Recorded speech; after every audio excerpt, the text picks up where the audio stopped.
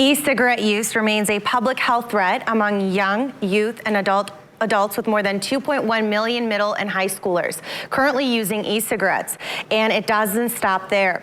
A recent study revealed that teen cannabis use has increased by 245% over the past 2 decades. Today we meet with Amy Taylor, who will discuss youth vaping prevention and resources to quit. We're here with Amy Taylor. Thank you so much for joining us today. And we're going to talk about youth vaping prevention, right, and resources to quit. So, Amy, tell us a little bit about this whole vaping that's going on these days among teens. What is your opinion on that? Thank you so much for having me to talk about this really important issue. We are at an alarming rate of young people vaping.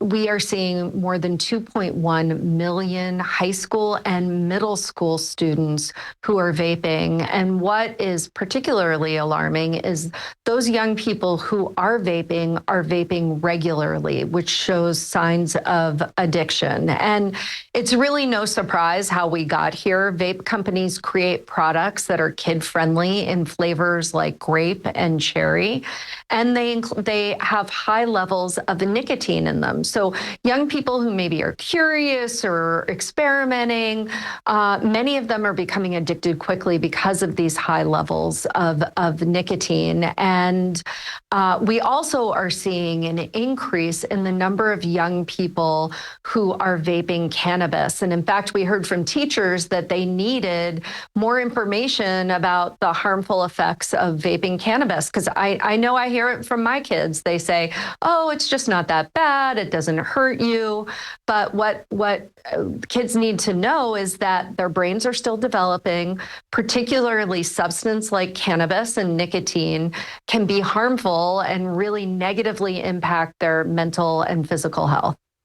Right. And why do you think, with everything that's going on, because especially the flavors and how it's easy for young kids to kind of get inclined to using that more? Why is it so important that we address this with our young people and kind of address this topic? It really is the flavors that are enticing young people they love candy, right? They love minty flavor. And the fact that these vapes come in disposable packages, so it makes it less expensive. The fact that there are a whole myriad of different candy flavors is very enticing to young people.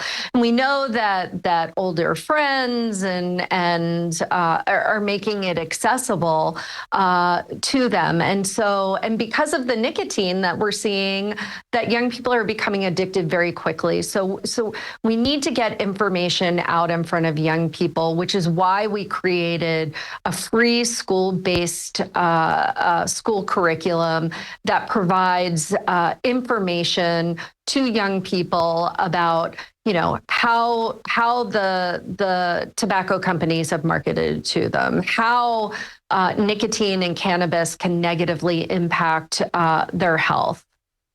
Right. And how, with the resources and what you created, do you think that this will really help young kids? Will it grab their attention enough to help that, stop? Well, we know that young people really listen to other young people when making decisions. And the way that we created our curriculum is really in a youth voice. So when a young person takes this digital curriculum, it's as if they're talking to one of their friends or an older sibling, and really is in that peer-to-peer voice. And we've already educated more than 1 million students with this proven curriculum. And we have seen the e-cigarette rate decline for teenagers. So we know that it's working. We know that when young people have the knowledge, get the facts, that they're less likely to become addicted. And for parents out there, right? How can we make this a point for parents to really help their young ones stop doing the vaping and take them away from it? And what can we do to address the parents so the parents can act on it? Parents are a crucial solution to this threat that we're facing, and it's imperative that parents have supportive, non-judgmental conversations with young people. You can't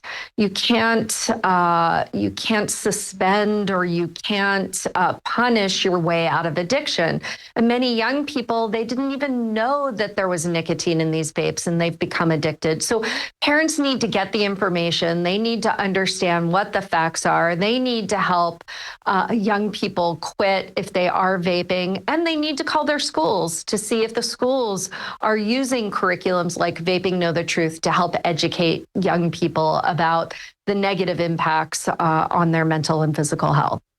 And besides the curriculum that you created, where else can other people go for more information for vaping, knowing the truth, and more resources? The best way to get information on our evidence-based program is to go to truthinitiative.org/curriculum. And thank you for taking the time and joining us today.